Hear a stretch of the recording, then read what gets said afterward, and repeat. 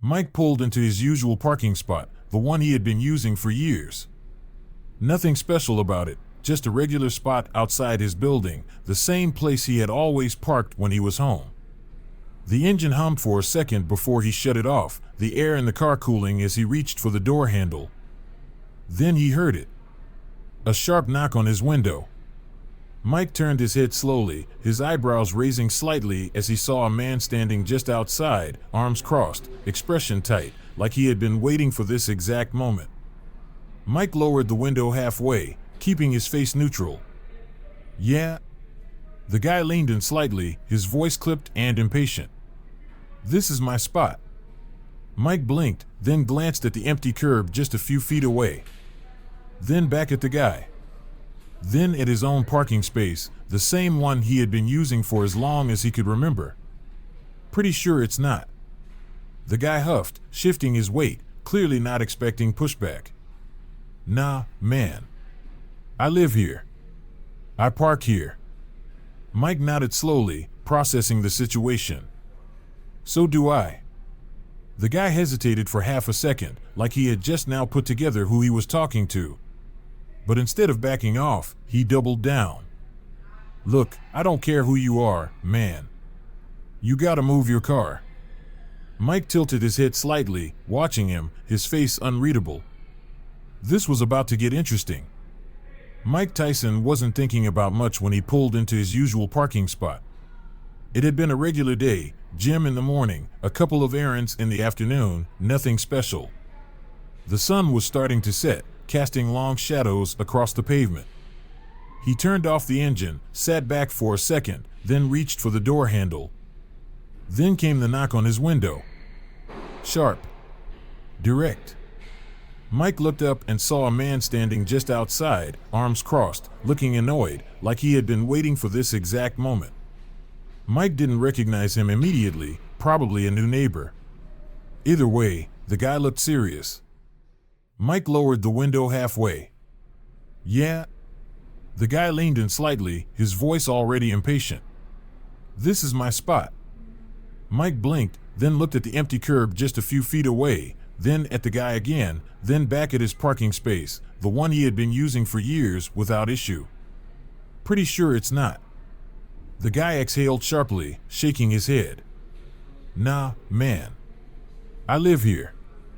I park here." Mike nodded slowly, taking his time. "So do I." Mike Tyson had been in real fights before. The kind where adrenaline surged through your veins, where every movement mattered, where hesitation could cost you everything. This wasn't that. This was just some guy, standing stiffly outside his car, arms crossed, voice tight with impatience. He wasn't yelling, wasn't making a scene, but there was a certain energy in the way he held himself that told Mike everything he needed to know. This guy had already decided he was right, and he wasn't used to being told otherwise. Mike sat in his car for a moment longer than necessary, just watching him. Not out of intimidation, not out of hesitation, just out of curiosity. He had seen this before. The kind of person who wanted to win, even if the thing they were fighting over wasn't worth it. Finally, he exhaled through his nose, reached for the window controls, and lowered it just enough to talk. "Yeah?" There was a split second, just a flicker of hesitation, where the guy's brain seemed to register something.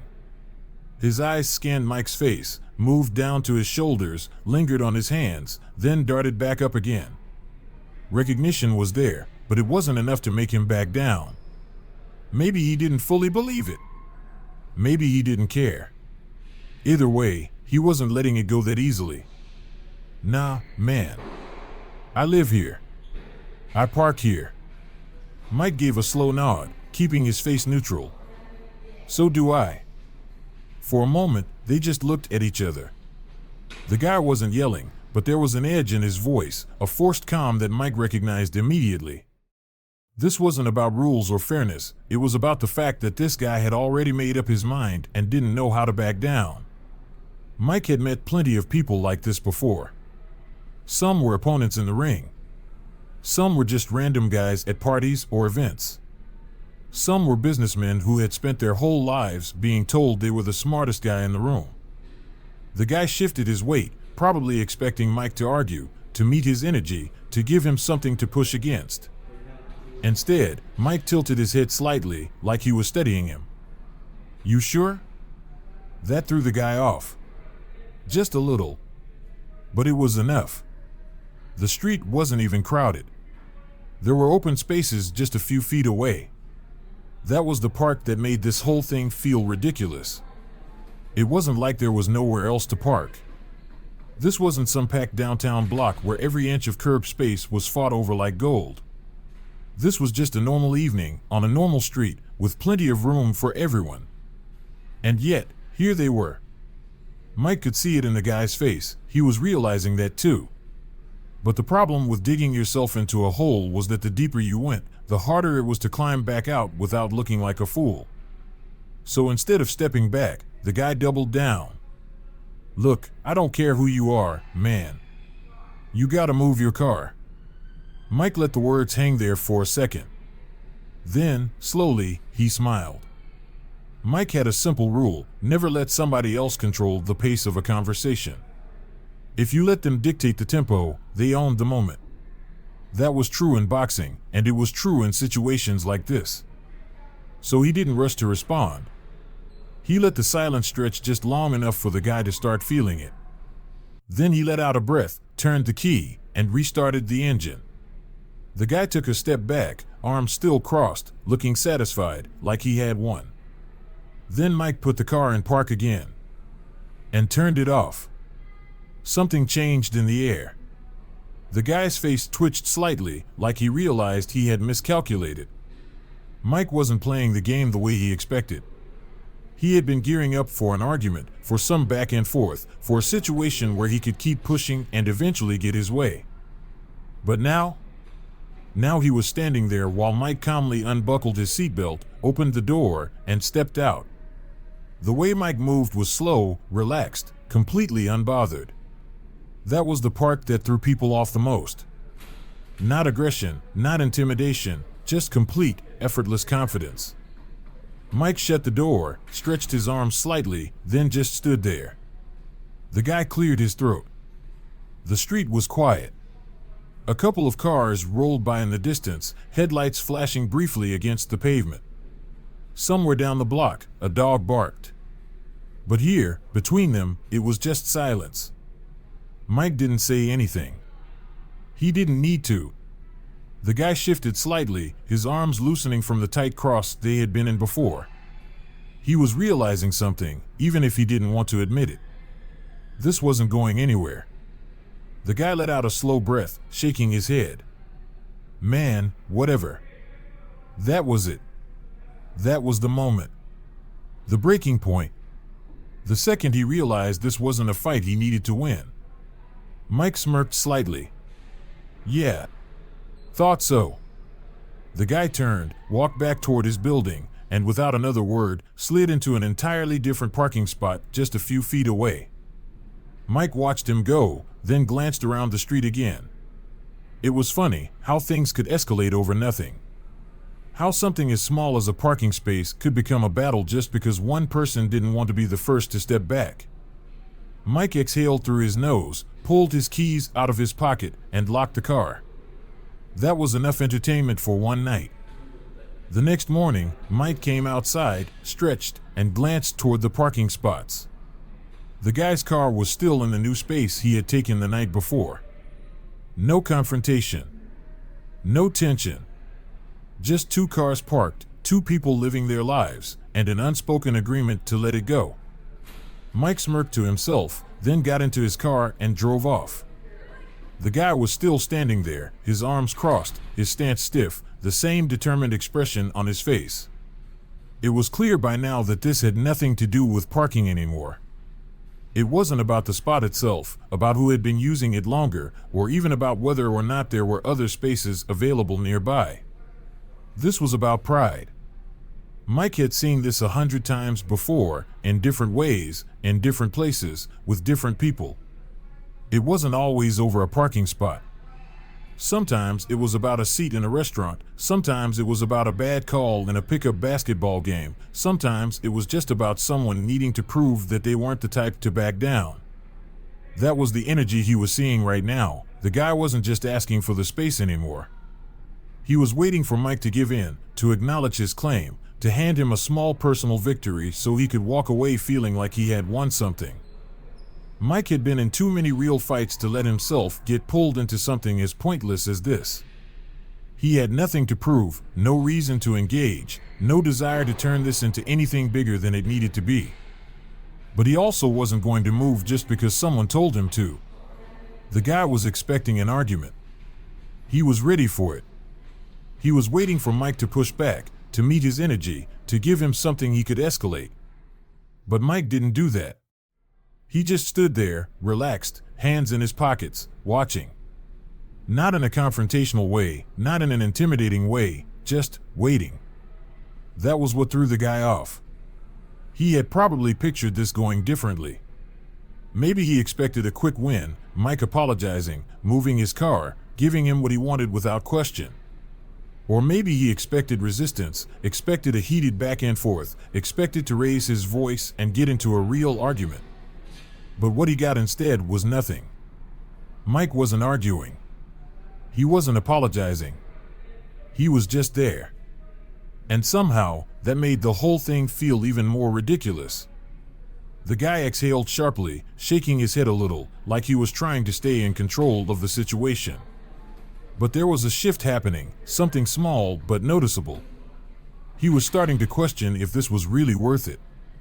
He glanced at the street again, at the open spaces just a few feet away, at the other cars parked along the curb. For the first time, he wasn't just thinking about winning the argument, he was thinking about what he looked like right now. Mike could see it happening in real time. The mental battle. The guy was realizing that he was the only one escalating this. That Mike wasn't feeding into it, wasn't pushing back, wasn't matching his energy. And when someone is standing there calmly while you're the only one making a scene, you start feeling stupid real fast.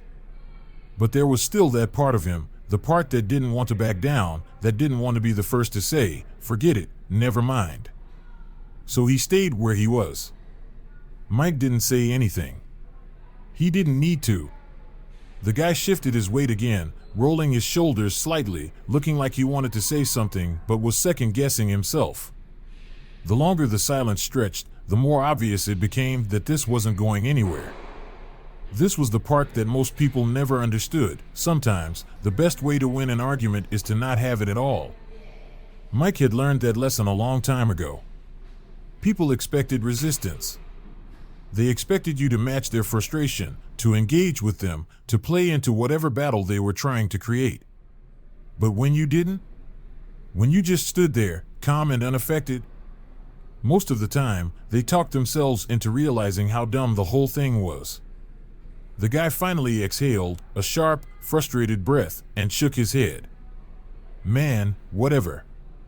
And just like that, the whole thing was over.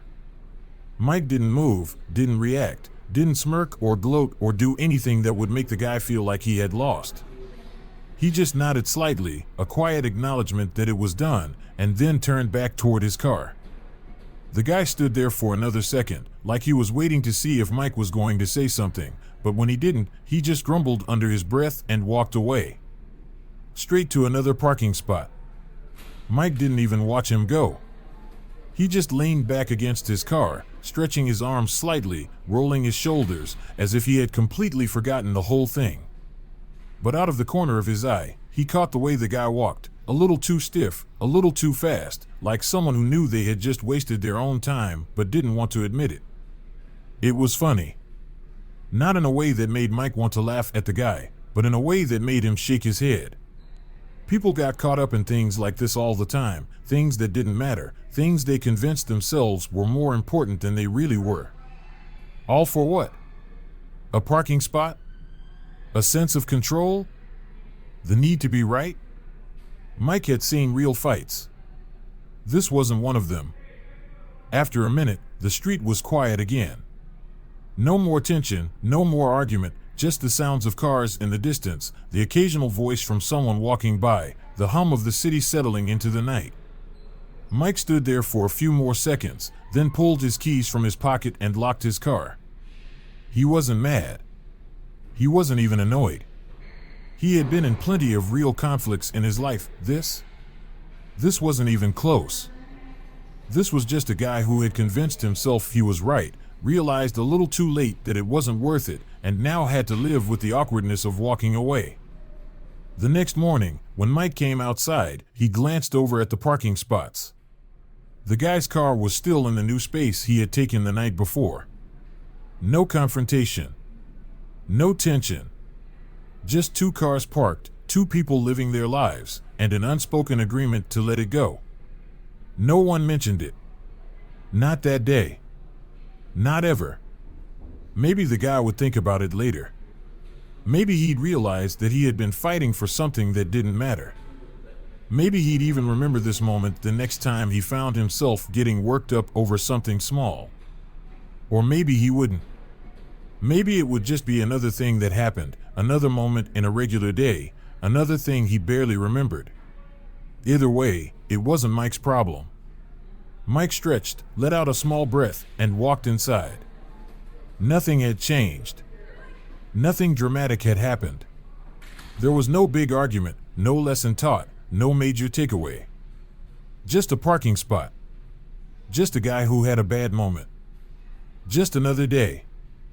And that was the best kind of ending. The moment the neighbor muttered "man," whatever, and turned to walk away, the air in the parking lot changed. It wasn't dramatic, wasn't something that most people would even notice, but it was there, a shift in power, a quiet realization that the argument had never really been about a parking space to begin with. Mike had seen it happen before, in different situations, in different places, with different kinds of people. It always followed the same pattern. Someone convinced themselves they were right, pushed too far, and then, when it was clear they weren't going to get the reaction they wanted, they had to make a decision. Back out gracefully or double down. Most people, when faced with that choice, chose to make an awkward exit. That's exactly what was happening now. The guy wasn't storming off. He wasn't yelling. He wasn't making a scene. He was just leaving. But the way he did it, a little too stiff, a little too quick, avoiding eye contact as he moved toward another spot, said more than any argument ever could. Mike had nothing to say. He had already won without even playing. The guy reached his car, yanked open the door, and slid inside, but he didn't start the engine right away. He sat there for a second, his hands on the steering wheel, staring straight ahead. Mike had seen that look before, not frustration, not anger, just the slow realization that this whole thing had been pointless from the start. It was funny how people worked. Sometimes they got caught up in things just because they didn't want to feel like they were giving in. They convinced themselves that the fight mattered, that they had to prove something, that backing down meant losing. But then, when it was all over, they sat there and thought about it. And that was the moment they realized they had been holding on to nothing. Mike didn't move. He just stood there, leaning against his car, waiting, not out of pettiness, not out of arrogance, but because he knew that whatever the guy was thinking about in that car, it wasn't about the parking space anymore. Mike wasn't watching the guy directly, but he didn't need to. He could feel it. The weight of the silence, the way it stretched between them, how it made the whole thing feel even more unnecessary. If the guy had just gotten mad and walked away, if he had thrown up his hands and yelled something dramatic before taking another spot, maybe it would have felt better for him. Maybe he could have convinced himself that Mike was in the wrong, that he had been disrespected, that he had been justified in making a scene. But he hadn't. Instead, he had just stopped. And now he was sitting there in his car, probably running through the entire situation in his head, realizing how dumb it had been. Mike stayed exactly where he was. Not to rub it in. Just because he had nothing else to do. Eventually, the guy started his car. Mike heard the engine rumble to life, saw the faint glow of the dashboard lights reflecting off the windshield. But still, the guy didn't pull out. Mike had seen this before too, the hesitation, the quiet embarrassment, the moment where someone wished they had handled things differently but couldn't go back and change it. Then, finally, he backed out. Not quickly. Not aggressively. Just normally. Like this was just any other night. Like he hadn't just wasted 15 minutes on an argument he didn't actually win. Like he hadn't been the one who needed to take another space after all. And Mike? He just stayed exactly where he was. As the guy drove off, he didn't look in Mike's direction. Didn't roll down the window to throw in one last comment, didn't shake his head in frustration, didn't try to reclaim even the smallest bit of dignity. He just left. And that was that. Mike had seen it happen 100 times before. Two people clash over something that doesn't matter, the moment passes, and then it becomes something that neither of them will ever bring up again. Not out of respect, not out of maturity, but because neither of them wanted to remember how pointless the whole thing had been. By the time the guy's taillights disappeared around the corner, Mike had already stopped thinking about it. Now that it was over, everything went back to normal. The street was just a street again. The parking lot was just a parking lot. The moment that had felt like a weird little battle 5 minutes ago was now nothing more than something that had happened and was already over. Mike stretched his arms slightly, let out a small breath, and then casually pulled his keys from his pocket, unlocking his car just for the hell of it. He wasn't going anywhere.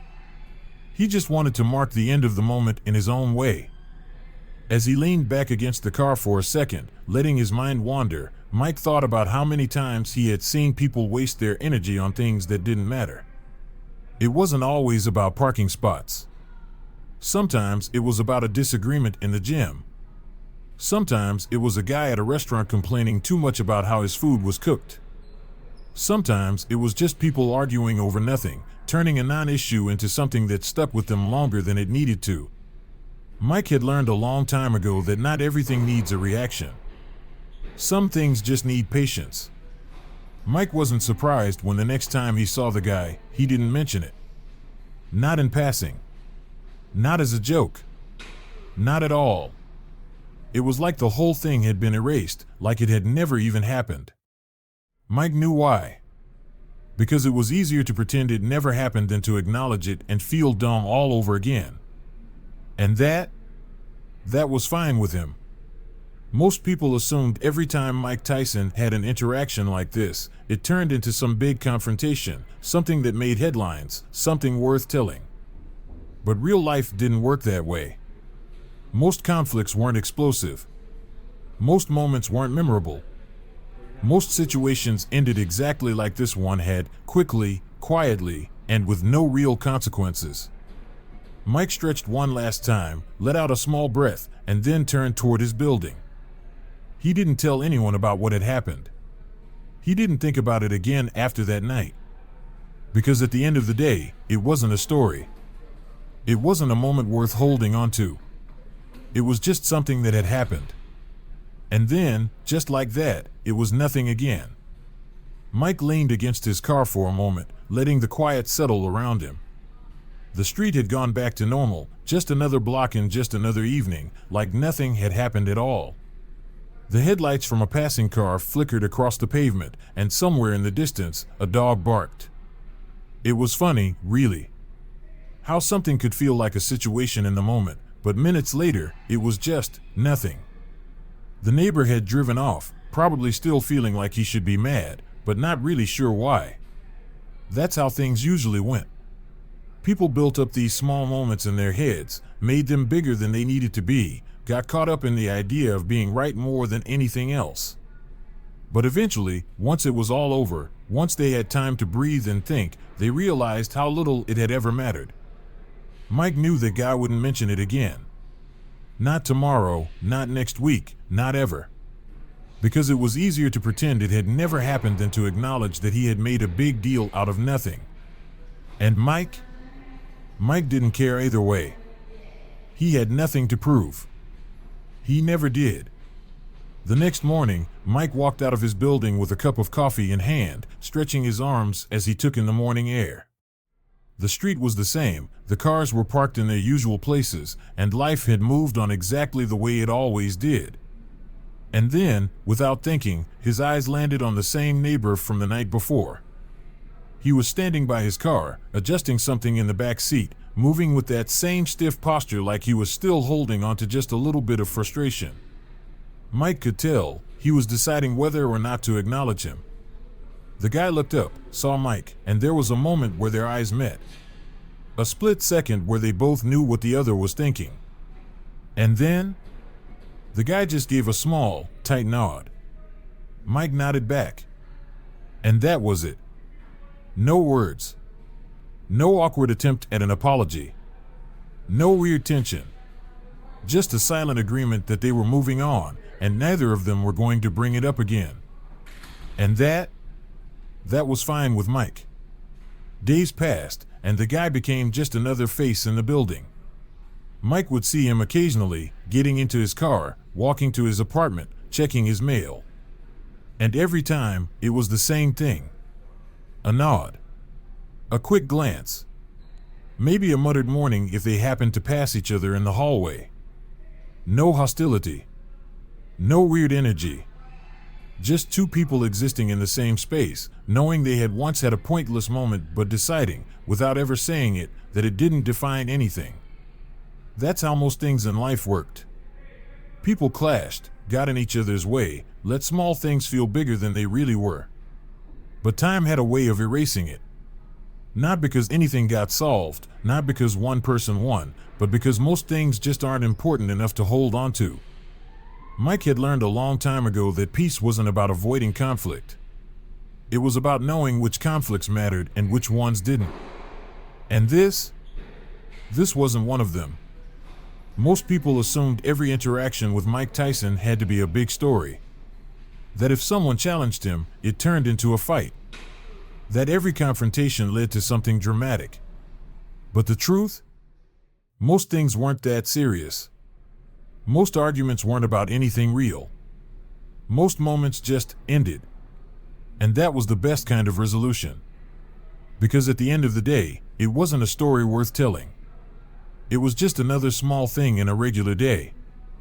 And that was all it needed to be.